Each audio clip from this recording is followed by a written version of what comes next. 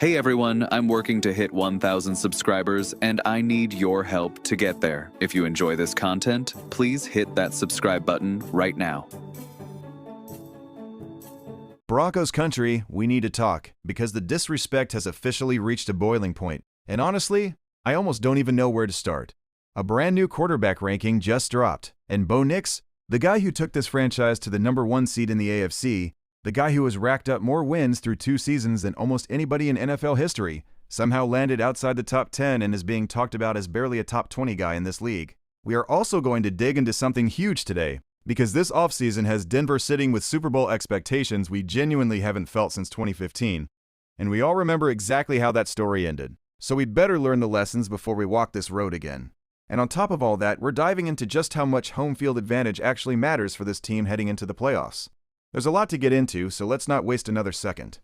Let's rip the Band-Aid off first, because this is the one that's had my blood boiling all day. A national outlet just released its quarterback rankings, and I'm going to walk you through this list exactly as it was published, because you genuinely need to hear it to believe it. Josh Allen sits at number 1, Patrick Mahomes at 2, Matthew Stafford at 3, Joe Burrow at 4, Lamar Jackson at 5, Dak Prescott at 6, Justin Herbert at 7, Drake May at 8, Jared Goff at 9, and rounding out the top 10, Caleb Williams. Bo Nix isn't even in the top 10. He's buried down in the honorable mentions alongside names like Daniel Jones and CJ Stroud, guys who by any reasonable measure have accomplished a fraction of what Bo Nix has already put on tape. Now look, some of these names at the top, fine, I get it. Josh Allen, Patrick Mahomes, Joe Burrow, Matthew Stafford, those are established, proven guys. And I'm not here to argue every single spot on this list. But once you get past those names, the whole thing falls apart. Dak Prescott ranked ahead of Bo Nix. What has Dak Prescott actually won when it mattered? Justin Herbert, a genuinely talented arm who cannot get his team out of the first round of the playoffs, ranked ahead of a guy who took his team to the #1 seed. Drake May, who was flat out one of the worst quarterbacks on the field during last year's playoff run, somehow rode a stacked roster and a dominant defense, all the way to a Super Bowl in spite of his own performance. Not because of it. And he's still ranked above Bo Nix. And then there's Caleb Williams rounding out the top 10. I'm sorry, but that one might be the most indefensible ranking on the entire list. Here's what actually matters, and this is the part the stat-obsessed talking heads conveniently leave out of every single one of these conversations. It isn't about padded passing numbers. It's about winning. It's about coming through when the lights are brightest and the pressure is at its highest. Bo Nix walked into Denver as a rookie and delivered 10 wins in year 1. He followed that up with 14 wins in year 2, capturing the #1 seed in the entire AFC. And along the way, he went out and out-dueled the guy sitting at #1 on this very list, beating Josh Allen head-to-head in a playoff game with everything on the line. You can rank him 20th all you want, but the tape says otherwise, and the standings say otherwise, and at the end of the day, those are the only 2 things that actually count. Honestly though, keep the disrespect coming, because all it's going to do is add jet fuel to what is already a chip on Bo Nix's shoulder heading into year 3 under Sean Payton. This kid has moxie, he has that unteachable it factor, and every single time the national media has doubted him, he has answered with wins. So drop into the comments and let me know, does this list actually bother you? Or do you shrug it off knowing exactly how it's going to play out this season? Because I already know how it ends. Bo Nix proves it all over again. And we're all going to be sitting here next summer laughing about a list that aged like milk. Now let's shift gears, because there's a bigger conversation brewing around this team, and it's one we haven't really had to have in Denver for a full decade. Super Bowl expectations. Real ones. The Broncos are being talked about as one of the legitimate favorites to not just make the playoffs, but to go win the entire thing. And when you sit back and ask yourself, when was the last time expectations in Denver were this sky high, you have to rewind all the way back to that 4-year stretch with Peyton Manning that culminated in 2015. Remember how that run actually played out. Year 1, Manning arrives, and after a shaky start, Denver rips off a stretch of dominant football, ultimately falling just short in a heartbreaking playoff loss to Baltimore, in a season where they were arguably the best team in football and probably should have won it all. Year 2, 2013, an absolute record-breaking offensive juggernaut, the best statistical season a passing attack had ever produced, and it ended in a Super Bowl blowout loss to Seattle. A brutal reminder that defense wins championships. Year 3, Manning's physical decline started to show, and Denver got bounced early by Andrew Luck and the Colts. And then came Year 4, 2015, the year where everything was on the line. That offseason, Denver made one of the boldest, gutsiest coaching decisions in franchise history. They fired John Fox, a coach who had just won 4 straight division titles and taken the team to a Super Bowl 2 years prior, and replaced him with Gary Kubiak. Talk about pressure. That entire season carried the weight of knowing it was Peyton Manning's last real shot. The front office wasn't extending him. There wasn't going to be another contract. It was championship or bust, full stop. And they built a roster to match that urgency, an elite receiving duo in Demaryius Thomas and Emmanuel Sanders, and a defense that has to be talked about as one of the greatest units in NFL history. Von Miller, DeMarcus Ware, Malik Jackson, Derek Wolfe, the legendary no-fly zone secondary with Aqib Talib and Chris Harris, TJ Ward roaming the back end, Danny Trevathan and Brandon Marshall anchoring the linebacker core. There was not a single hole on that unit. And here's the twist that people forget: Denver actually planned on moving forward with a different starting quarterback heading into that season. Manning got hurt, and Brock Osweiler took over the offense for a stretch, and it genuinely was Osweiler's team until a critical Week 17 decision changed everything. The offense had stalled under Osweiler, and Denver made the call to bring Payton back for the stretch run.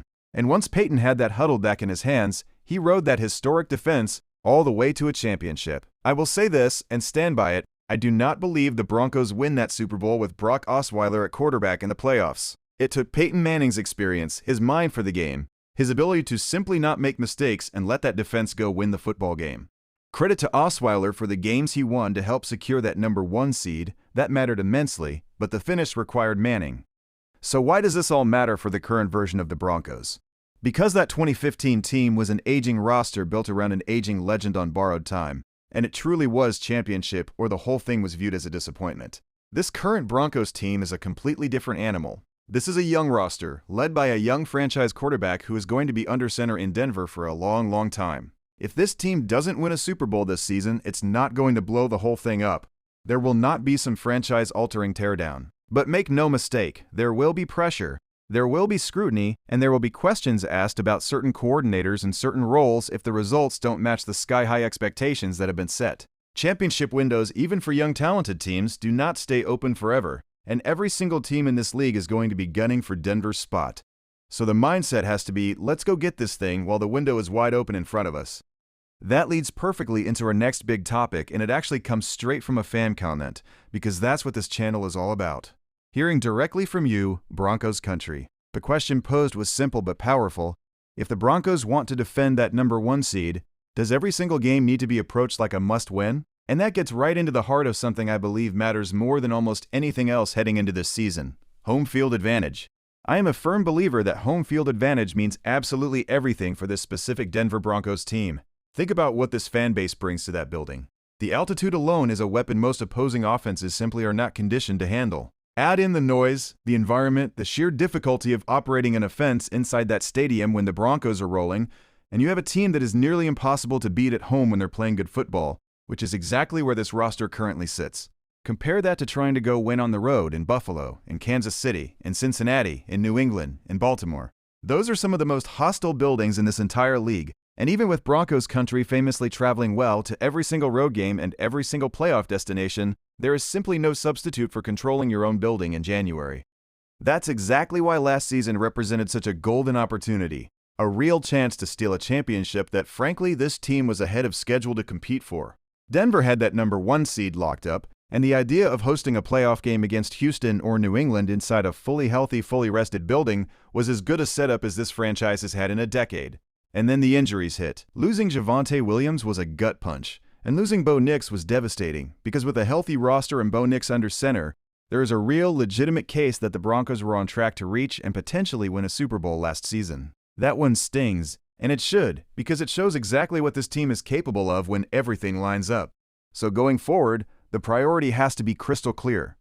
Winning the AFC West and securing that number 1 seed is not just a nice-to-have, it's the single most important goal of the regular season. Because in today's playoff format, you can have the second-best overall record in the entire conference and still find yourself as a lower seed simply because a division winner leapfrogs you. That is the difference between hosting every single playoff game in front of a deafening home crowd or being forced to go win 3 straight road games in buildings designed to make life miserable for visiting offenses. That gap is enormous, and it is exactly why repeating as AFC West champions has to be job number 1 this season.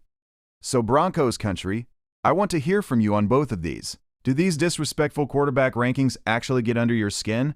Or are you completely numb to them at this point, knowing Bo Nix is just going to go out and prove it again? And how much stock do you personally put into home field advantage? Is chasing that number 1 seed as critical to you as it is to me? Drop your answers down in the comments, because this channel runs on your voice, your takes, and your energy, and I read every single one of them. That's going to wrap up today's breakdown, but before you go, here's what I need from you. If this video fired you up even half as much as it fired me up putting it together, smash that like button right now. It genuinely helps this channel reach more of Broncos country. Drop a comment with your thoughts on that quarterback list, on the 2015 comparison, on home field advantage, anything on your mind, because I read through every single one and I want this community talking. And if you have not subscribed yet, do it right now, because we are heading into training camp. We've got breakdowns, interviews, and analysis coming your way all summer long, and you do not want to miss a single piece of it. Denver, the expectations are as high as they've been in a decade. The chip is on this team's shoulder, and I genuinely believe this is the year it all comes together. Let's go get it. As always, go Broncos. Hey everyone, I'm working to hit 1,000 subscribers, and I need your help to get there. If you enjoy this content, please hit that subscribe button right now.